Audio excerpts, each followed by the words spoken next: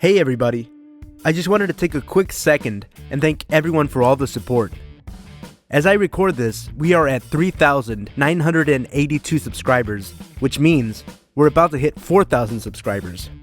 I decided to upload another special episode in honor of this milestone, since you guys enjoyed my hour-long 3,000 subscribers special. Also, stay tuned at the end of the video for a special preview of my new Q&A podcast, where I answer your questions and discuss music, movies, and more. Tonight's topic will be guilty pleasure movies. If you have a question you'd like to send in, you can leave that in the comment section below. Thanks again for the support, and I hope you enjoy the video. Number 1. When I was in high school, I lived in a pretty bad neighborhood for a while. There were a few crappy houses, and the area was known for drug use. People lived there because the rent was cheap.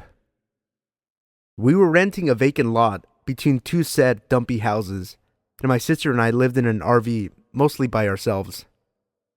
My mom was in a relationship with an abusive guy who kept her at his house all the time, so we were left by ourselves for days. It wasn't much of an issue since we were old enough to take care of ourselves, being high school age and all. Anyways, our lot had a road running in front and back of it, but the entrance was blocked from one road with a log. That was the road I would go jogging on. I would jog from that blocked driveway to the stop sign at the very end. If I made this round trip 10 times, it equaled to about 3 miles. So I would be out there every day after school, just burning off energy. I started to notice a middle-aged man that would come out to the road sometimes and try to stop me to talk.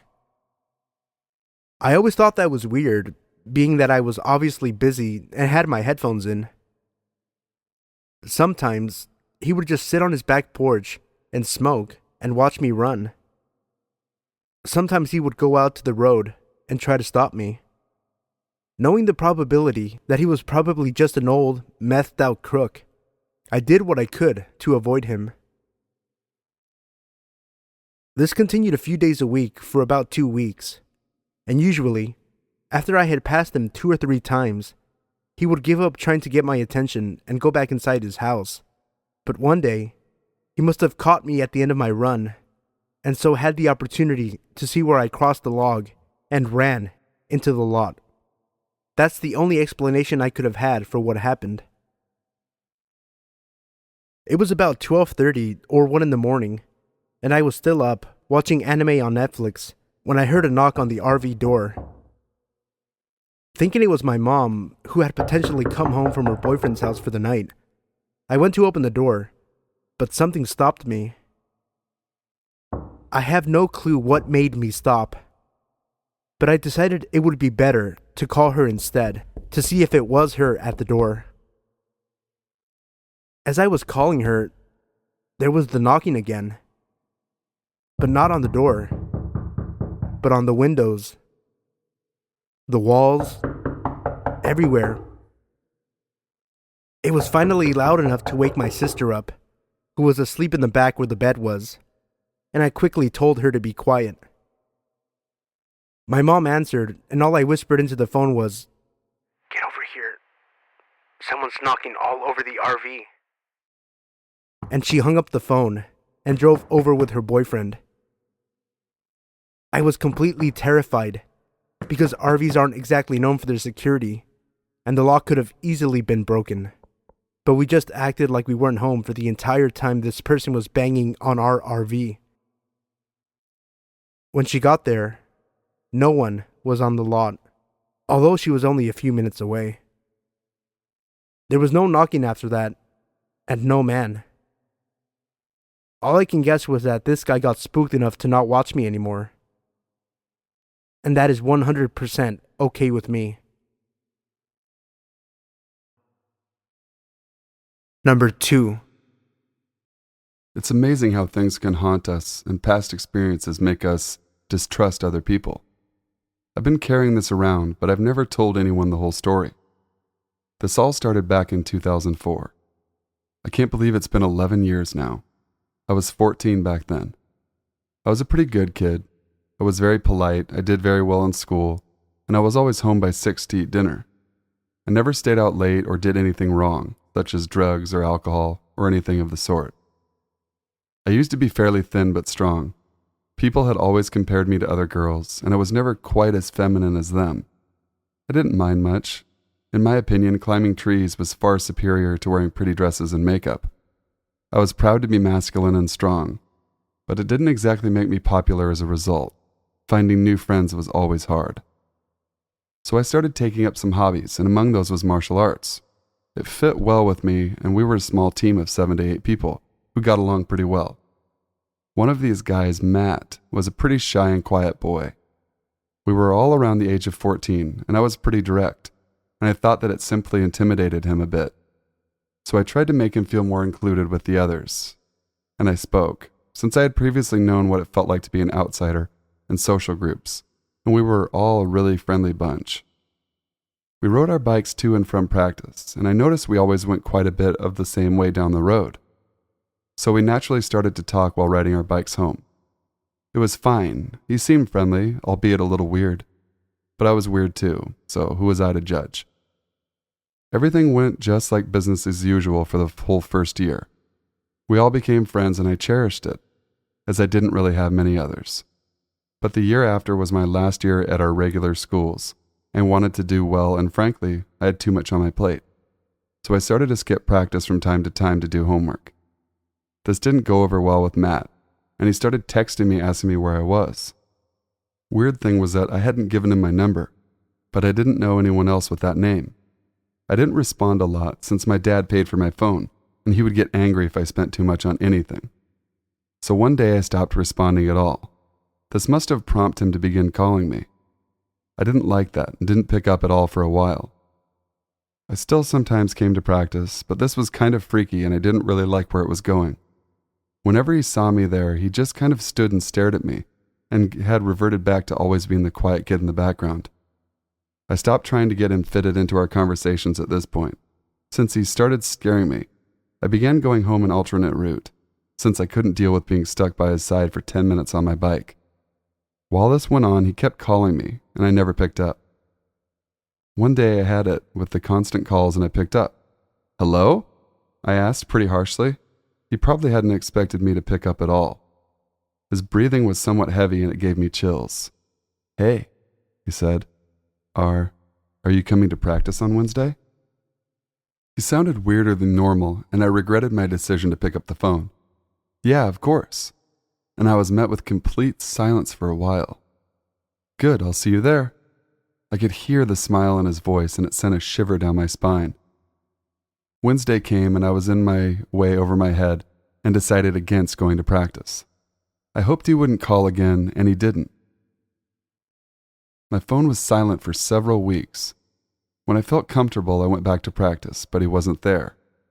I thought that maybe he had finally gotten the hint and decided to leave me alone. But my curiosity got the best of me, and I asked the only other girl about it. What she told me next was so surreal and chilling. "Oh, Matt? Yeah, it happened a few weeks ago, I think. You weren't here and he barged in the middle of practice and yelled out your name. 'Look at what you've done to me,' he yelled and showed off his arms. They were cut and torn and blood was dripping everywhere. I was shocked, but also very glad I had decided against going on that day. She then told me how our teacher had called for an ambulance and tried to calm Matt down. He had apparently gone ballistic when he realized I wasn't even there. He had then been committed to the psych ward, and as far as I gathered, his phone and other belongings were not available to him until he had undergone complete psychiatric evaluation. I felt so relieved. Now, surely I would be safe. Only I wasn't. The psych ward was in my city, and at one point they must have let him have his phone back, because he began calling me, and this time he left voice messages. He said things like, "You're a horrible person. You ruined me, and no one will ever love you like I could have." I was mostly confused. We had never been romantic in any way whatsoever, and I had never expressed interest in him. I begged my father to change my number so I could be free of the harassment, but my father didn't budge. He was angry that people were calling me, but he couldn't be bothered to remember a new number if I got one, so I was stuck with what I had. After a while, the voicemail stopped. But this was at the time when my rebellious phase began, and I attended protests to keep some historical counterculture buildings in Copenhagen. Somehow he found me there. Every Thursday at the peaceful protest, he was there, staring at me. I was with friends, but I still felt threatened. His scarred arms, sometimes with new cuts, were horrifying. I didn't know what to do, so I always stayed close to my friends. I had hoped my punk phase would deter him, since I dyed my hair green, red, black, whatever, and I wore different clothes. But it seemed that it only made matters worse. He texted me sometimes during the protests, saying how I looked hot, or how he liked me in legs and that skirt. Weird shit like that. I tried to glare at him, but I couldn't look at him for long. He scared me. This went on for several weeks. Then one day, he began sending me mails. I have no idea how he got hold of my email address, since I usually didn't share it with anyone. In the mails, he described how he was feeling, that he was willing to forgive me for what I've done to him, that he had watched me from afar for a while now, and he wanted to be in my life again. He described what I had been wearing that day, and even on days I hadn't been at a protest. One day he messaged me, "You look so peaceful when you sleep." I noped the fuck out at that point, told my dad everything. He was kind of upset, but he didn't yell at me too much. The following month we moved to another town a few hours away. The messages stopped for a while until one day he wrote a chilling text saying, "Why haven't I seen you in your apartment for a while? Did you move? Where are you?" I froze. He had known where I lived? I lived on the ground floor in an apartment, and my room had just been by our small garden. I was chilled to the bone thinking that maybe he actually had stood outside my window and watched me sleep. After this, I heard nothing from him.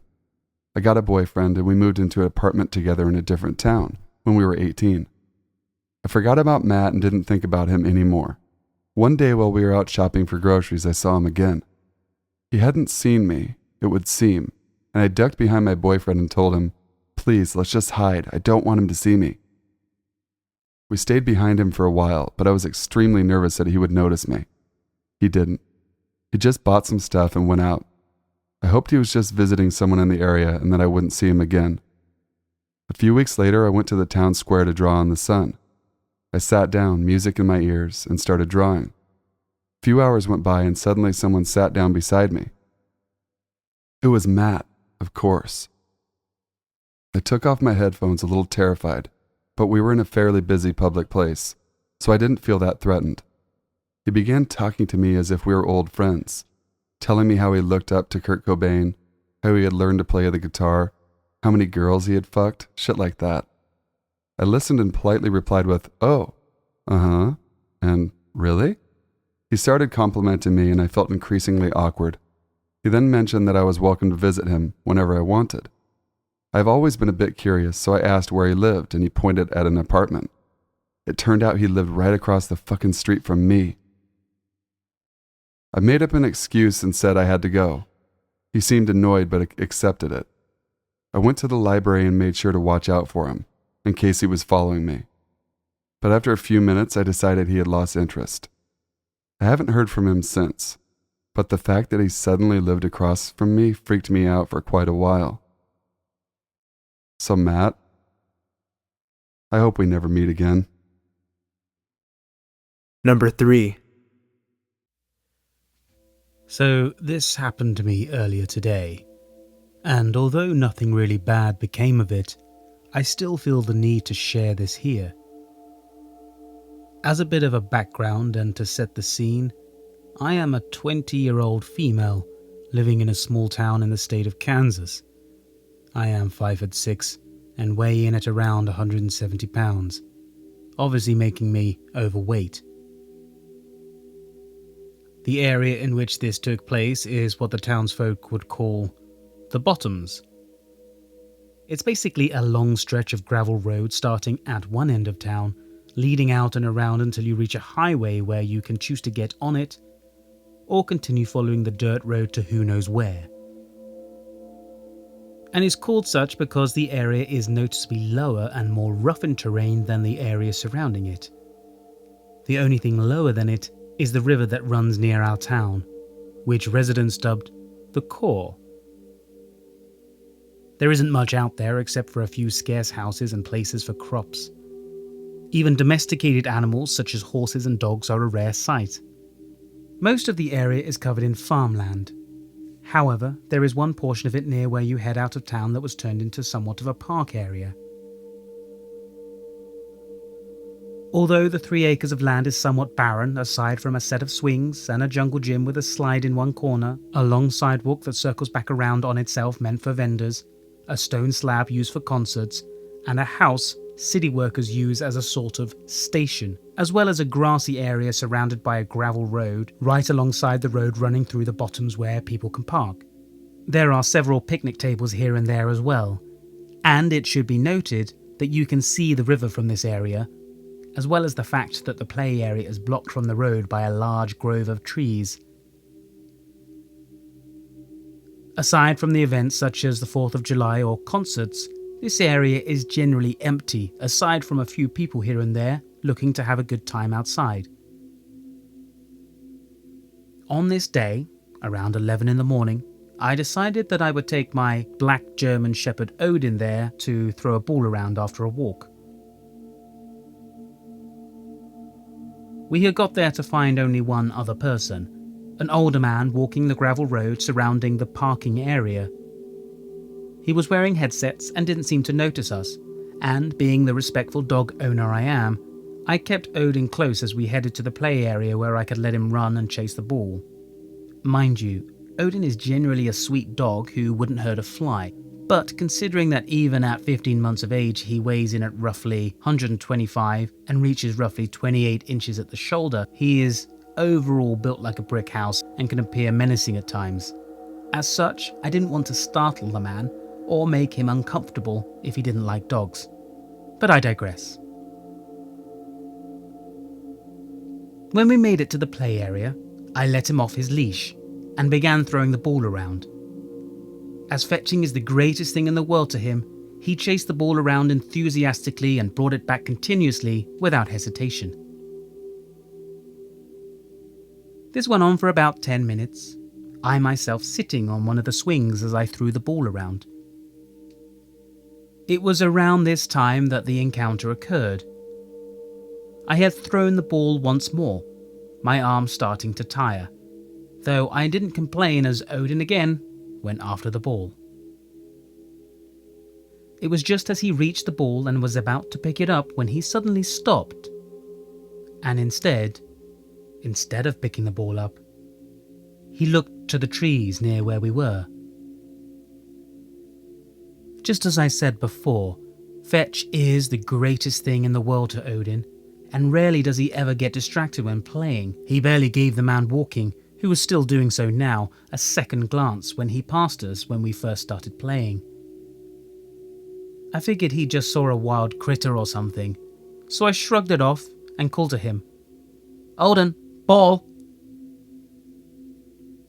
Instead of picking up the ball and bringing it to me as he normally did at the command, he continued to stare in the direction of the trees, a low growl emitting from him. While he was normally a well-behaved dog even off the leash, I started to worry that he'd bolt off after whatever had caught his interest, and, being the out-of-shape person I am, I knew I would be unable to actually give chase and catch him unless he decided to come back.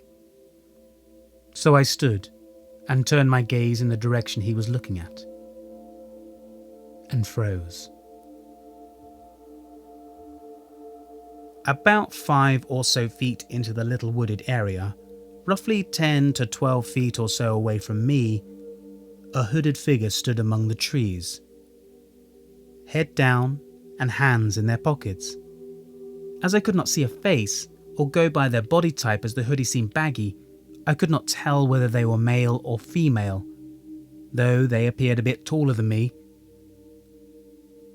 I stood there for a long moment, confused, before turning to face the person and calling out, "Hey, is everything alright?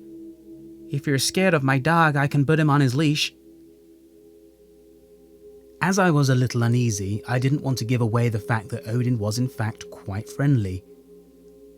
By the looks of it though, Odin didn't disagree. His normal reaction to new people whenever he was off the lead was to approach them and attempt to at least give them a once-over via smell before asking for attention from them, no matter who they are or where we were. Now, however, Odin stood stock still, watching the figure intently. I could also make out that the hairs on his neck were ever so slowly standing on end. The figure hadn't budged when I returned my gaze, and after repeating myself and waiting for a few moments for a response, I decided it was time for us to leave. I hastily grabbed the leash and proceeded to walk over and hook Odin up and grab the toy, only allowing myself to focus on these tasks instead of the figure as Odin refused to take his gaze off the figure. I practically had to drag Odin away, as he still seemed to refuse to take his eyes off the figure, only doing so when we had reached the gravel road encircling the parking lot, which was a good distance away. By now, the man who had been walking was coming towards us again on another lap, giving me enough courage to stop and turn to see if the figure was following us. While he was not following us like a true creep, he had moved closer to the parking area, however, still deep in the trees and still had his head down. I must have been standing there for a tad too long, or at least appeared creeped out or unnerved, as the man stopped just after passing Odin and I. There was a pause before the man asked in a slightly loud voice, assumingly so the figure at the tree line could hear, "Hey, you alright, miss?" He was obviously a bit concerned, if his expression and tone of voice was anything to go by. I replied that Odin and I had been playing the ball when we spotted the person just standing there in the trees, not responding to anything I was saying, and had moved when I walked to the gravel road. The man glanced at the figure before assuring me that he would be walking for a bit longer, and would say something to the person if they appeared to be following me. While I was not wholly scared at the thought of the person following me, as I figured, or at least hoped, Odin would protect me if the person did anything, and both Odin and I would have backup in the form of his 95-pound brother, littermate, if the person followed us on a short walk to home. I thanked him and quickly made my way back home. We got home with no further incidences, and I made sure to take a few detours on the way. But, as I said before, I live in a small town, as in, I could literally give anyone in the town either my parents' name and most would automatically know who they are, and by default, many people knew me as well. And so I worry about this person possibly finding out where I live, and doing way worse than what they had. I might just be paranoid, and the event might seem harmless, but I'm still scared shitless by it. Number 4. I'm a male, and when I was 19, I used to work for a company doing deliveries back in 2008. I stopped at a rest area to drop some twins off at the pool. As I'm in the stall doing my business, I noticed someone looking intently into the stall I was in, through the crack on the door, their eye pressed against the door. I make eye contact with the guy, and he slowly moves straight backwards from the stall door, revealing more of his face. I notice he has a shit-eating grin, possible pun intended, on his face. A few seconds later, someone enters the bathroom, and he washes his hands to pretend like he is finished, and exits. I'm beyond creeped out at this point. I honestly didn't even wipe.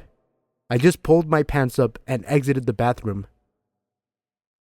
Once I exited the bathroom and walked a little ways, I noticed the same guy standing beside an 18-wheeler with a sleeper.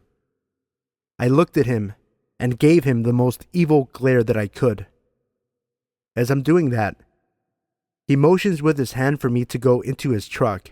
He does this a few times, so I proceed to tell him he's number 1 with a thoughtful finger gesture. I make it to my truck, start it up, and drive away, thinking it's all over. I had about 30 or 40 miles left to reach my place of occupation. and it's basically a straight shot from where I was to my destination, only requiring me to take an exit leading to and being on the road my work is. About 10 miles into my travel back to my place of occupation, I noticed a similar truck behind me. I kind of just shrugged it off, because of how common that type of 18-wheeler is.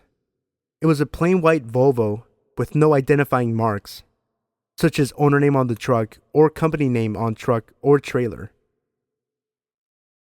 The truck stayed directly behind me no matter what lane I was in, right on my bumper. I took it as he was trying to use less gas, even though I was in just a straight stub-nosed truck. Then we hit traffic, and I was able to see inside the cabin. It was the same motherfucker from the rest stop. All I could think was, what the fuck? I think I made it clear I wanted nothing to do with him. So I take down his license plate while stopped in traffic, and I do the smartest thing I can think of. I go to the nearest police station and report it. It turned out the plates were reported stolen about a day before from a personal rig of the same make. I never heard anything more though. Number 5.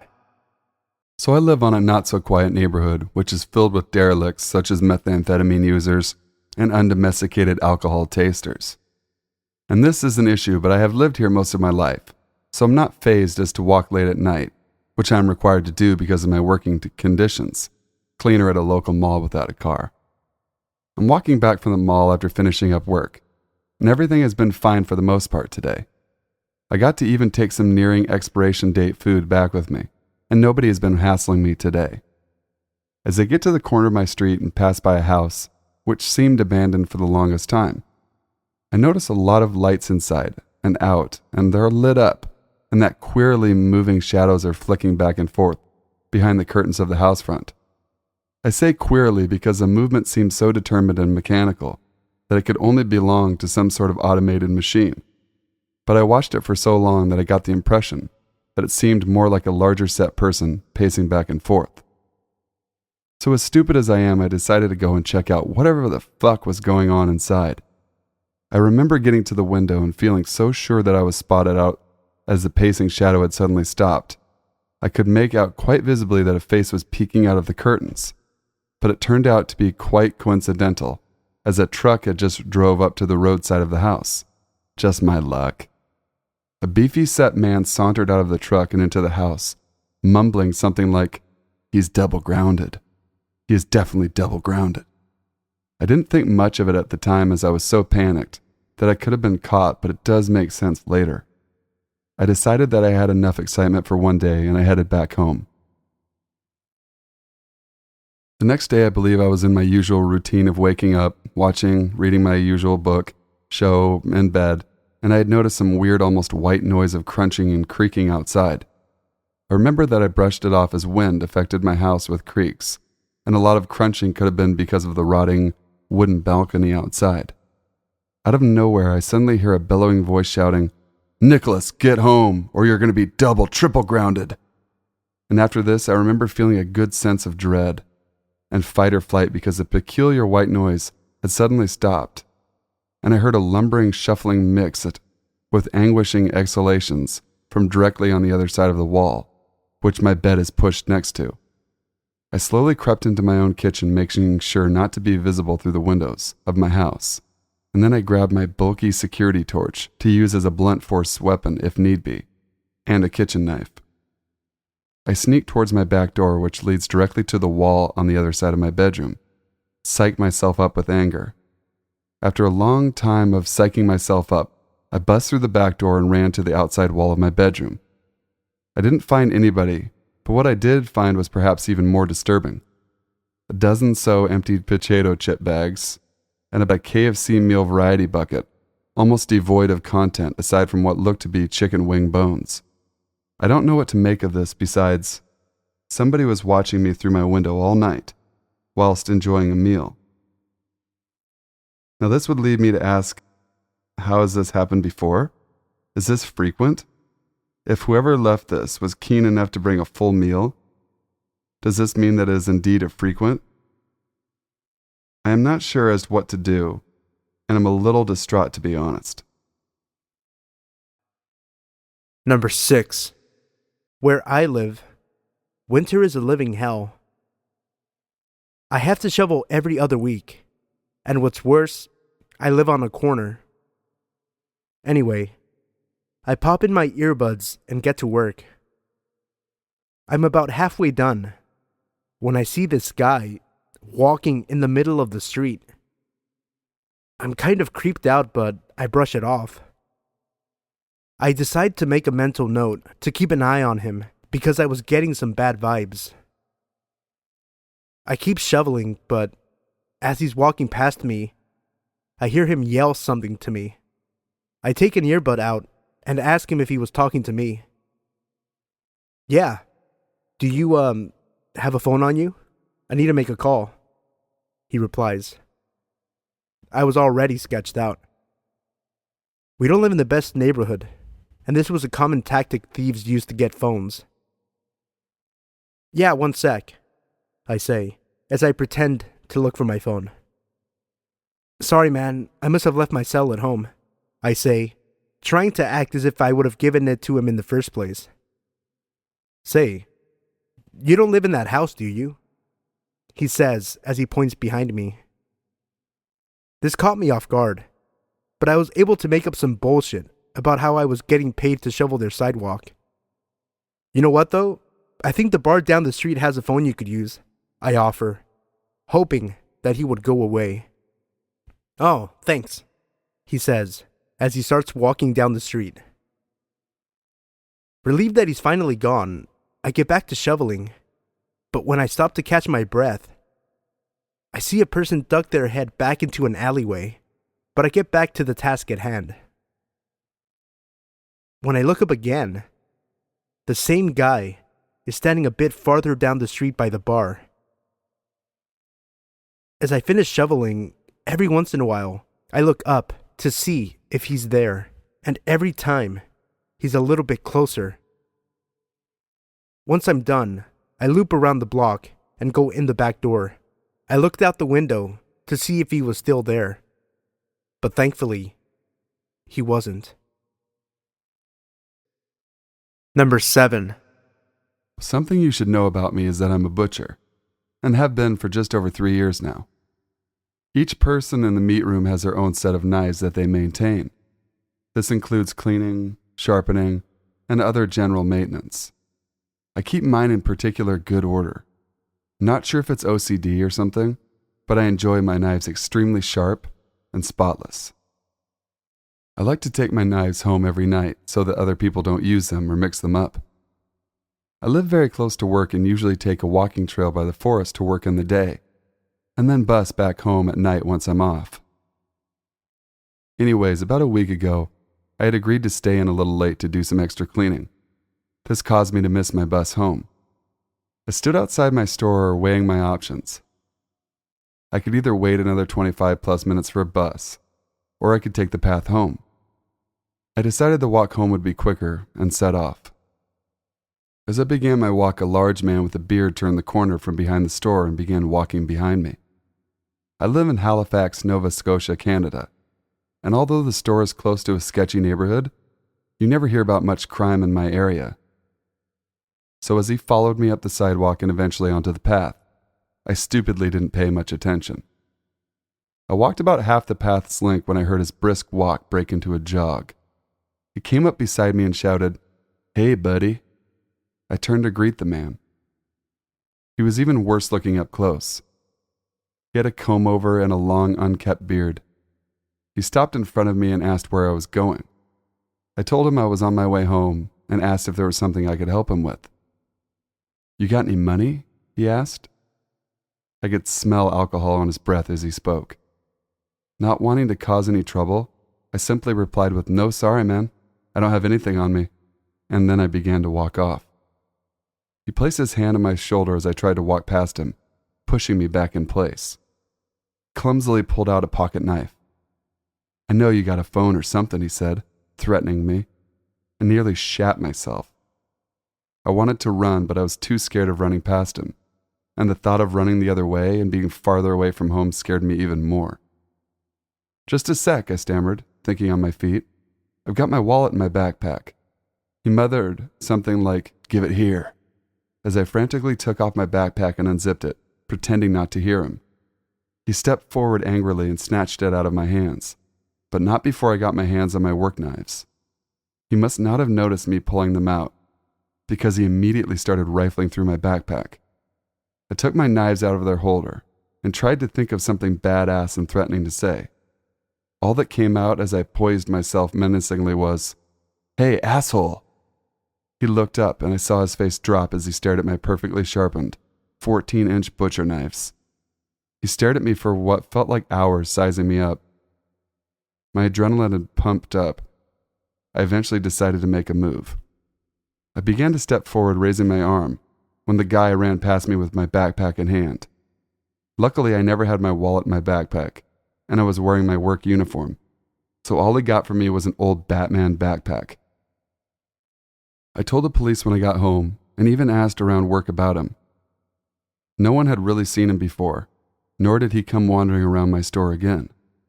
In retrospect, I probably should have went with something like, "You should never try to rob a butcher," or something, but either way, I'm very fortunate the man was likely drunk instead of homicidal. Number 8. I was born and raised in Honolulu, Hawaii, so I know the surrounding areas of Waikiki and Kapahulu like the back of my hand. This happened a year or two ago. I'm a female, and I was 18, having just finished a nice dinner date, followed by a walk on the beach at night. By the time my boyfriend and I decided to part, it was about 2 a.m. It is a straight shot to my house. I walk past the Shell Center and the Honolulu Zoo, and just keep going up to Diamond Head. This is about a 10-minute walk, as I walk rather briskly when alone, so I decide to pass on taking a taxi. I'm wearing a strapless dress with flats, one earphone in my ear, and I make my way home. It is not unusual for cars to slow down, catcall, or even offer a ride home. However, this night was different. A car slowed down as I was walking past the last ABC store across the street from the zoo, and I crossed the street, making note of the car. I only saw half his face, but I could tell he was watching me. He then sped off. This is where it gets a little creepy. The road slightly turns, and you have to walk past the zoo length without any lights, and I decided to walk on the side of the street with trees, since there's a lot of homeless people on the other side, where the parking lot is. I begin to worry, for the first time ever, wondering if I should have walked the long way home or not, when I saw the car parked on my side of the street just a little further ahead.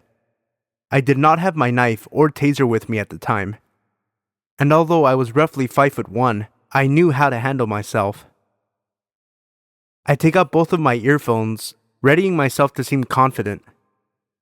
The guy who had slowed down in the car earlier steps out from behind one of the trees, only a few paces ahead of me, and holds his hands up as if to say, "Don't worry."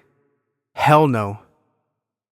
I couldn't help but scream, because what I hadn't seen before was now obvious. He had an eye patch on, with a long scar on the right side of his face. Big, fat, fucking nope. "You remind me of my little sister," he says, trying to calm me down. "And I'd just like to give you a ride home." He takes a step towards me. 2 seconds later, I find myself screaming and sprinting across the street, back towards Waikiki, where I could find a cab. Every time I looked back until I couldn't see him, he was just standing there, staring with a grin on his face. Let's not meet again, pirate butt fuck.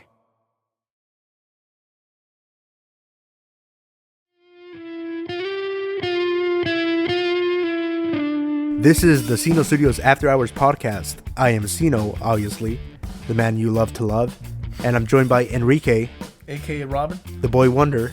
And we're here to talk about, we had a question sent in by Ed. I wanted to ask you and your podcast co-host Enrique, the boy wonder, what some of your guilty pleasure movies are, or movies that you enjoyed immensely that were completely torn apart. Alright. And I don't know about you, I had a pretty hard time coming up with movies for this because there's no movies that I will admit to liking that I'm embarrassed about. Yeah, I don't really have any shame. I don't have for anything. I mean, good or bad. Good or bad, whether it's good or bad, I have no shame about what I live like. with an absence of and shame. See, as Vince Russo says, you'll appreciate this, bro. I've been made fun of my whole life for the things I like. Yeah. Same. Can you believe in elementary school, this is 1997, I was in the first grade. And since 1997 until about a couple years ago in high school, I used to be made fun of because my favorite band was the Beatles. There you go, yeah. And it's like, it's crazy to imagine that in 1997 it would be weird to like the Beatles. Or to be made fun of for it. And it's crazy. Yeah, I mean, I went through that in high school because, I mean, you remember me how I looked in high Absolutely. school. I had the hair down long to curly my hair, butt pretty much. I had the black shirts and everything. Yeah. And I mean, I would listen to all that heavy metal stuff, but on the other side, I mean, I love from Sam Cooke. I used to listen to Sam Cooke all the time, and then they asked me like, "What are you listening to?" "Oh, Sam Cooke," and then they would listen to like, "Dude, what the hell?" All this to say that I don't have any qualms about telling people what I like, and it's crazy because almost every girl I've ever been in a relationship with would give me shit because of my love for Taxi Driver. What? I don't know, dude. But see, it was cool because I was racking my brain about it, but then I went back to the question and he actually gave us a way out. So it's like, if we didn't have a guilty pleasure, he also said, what were movies that we enjoyed immensely that were completely torn apart? Yeah. And my God, there's a whole list of movies that we could go down. What did you have down for movies that were torn apart? I know we both have is Cruising. Al Pacino. Oh, yeah. It was really essentially brave of Al to be able to want to do a film like that, especially coming off of where he had been and everything. I mean, but he really believed in the story and he felt that there was something there. And I mean, I think it's a great film. It is a really great film. It's one of those that William Friedkin, the same guy that did The Exorcist. Yeah, I thought it was a really good movie. I mean, it was controversial. I mean, for the subject matter. Even today, I think it would be controversial. Yeah, it's a heavy film. It is a very dense film, but I mean, I thought it was great. I thought Al was great. I remember a couple of years ago, I started watching a lot of movies on Netflix. I was never really big on horror. I never really grew up with that genre around me. So I started watching some of the horror movies like Invasion of the Body Snatchers and stuff like that, which is just incredible. So some horror movies that I loved because they're so bad that were rightfully critically panned were movies like Elevator, ATM, Absentia, 13-13-13, That was The terrible. Final, Greystone Park, and Paranormal Entity, which are two of the worst movies I think I've ever seen in my life. Well, I mean, I was a student of horror. I mean, I grew up on horror movies and slasher films and action films. So I mean, a lot of those movies that I've always enjoyed were the slasher films of the 80s, like The Burning, The Prowler, which all had the effects of Tom Savini. He's the guy who's essentially did all the best effects for a lot of the slasher films in the 80s for those famous scenes, those head blown off and all that stuff. But I mean, I used to love those movies. I mean, I grew up on them. They scared the crap out of me when I was a kid, so they really stuck with me. So I mean, I have The Burning, The Prowler, Sleepaway Camp, and a lot of action movies too. Like one of them that I love is Con Air. It's one of those that wasn't really well reviewed, and I mean, it's a bit cheesy, but I think that there's some good stuff in there. Like John Malkovich is awesome in it. A big proponent nowadays in horror movies is special effects. Yeah. So it's like you either want to have a movie that has a good story or good special effects, because it seems that there is no middle ground. There is no movie that I've seen really that has good special effects and has a good story. That's, because when people use special effects, it's easy to go overboard, and they often do. Yeah. So it's like you either want to have a good movie that has a good story, that like The Babadook, where people are going to be a little apprehensive about it or kind of standoffish and be like, it'll take a couple of watches to get acclimated to it and understand what it's really about and see the details in it. Or you're going to have something where it's just straight out, exactly what it is, and it's special effects and it's this, that, and the other, and explosions, and and there's going to be one of those kind of movies where you're not looking for a story, but it's just you're going there to be entertained by the sheer awesomeness of what's going on the screen, and not look for too much beyond that. But I really would love for more films like The Babadook to use those special effects and because like we always say, less is more. Yeah. And do more of the storytelling, because my final movie in this segment was Scarface. It was so controversial at the time, the chainsaw scene. And Brian De Palma specifically went to film it in a way that was different because Texas Chainsaw Massacre had come out a little bit before Scarface, and he didn't want to be compared to that movie. And the way he filmed it, you really don't see anything, but it's really Hitchcock in the way that it's just all in the cuts and the sound of it that paints the picture in your head. And a lot of people walked out after that scene in disgust, but you really didn't see anything. It's just a trick in your mind because of how the film was cut, but you really didn't see anything. And I think that's more effective than to show a chainsaw slicing a guy's face off. If we moved away a little bit from the goriness and showing everything with special effects and more about the performance of the reaction of the actors and the cuts, you can make it better by using less special effects. What your mind can make up can be worse than what's on the screen. Yeah, and I mean, I think a perfect example of that, and the reason why the movie Halloween is set apart from all those slasher films in the 80s and late 70s, is that you think about Halloween and it's a violent movie, but you rarely see any blood. There's no gore. And yet you think about it, you're like, man, that's a bloody movie because there's so many killings, but there's no gore. And it's one of those things where like less is more. You don't see it. It's more of what you don't see that scares you or works better.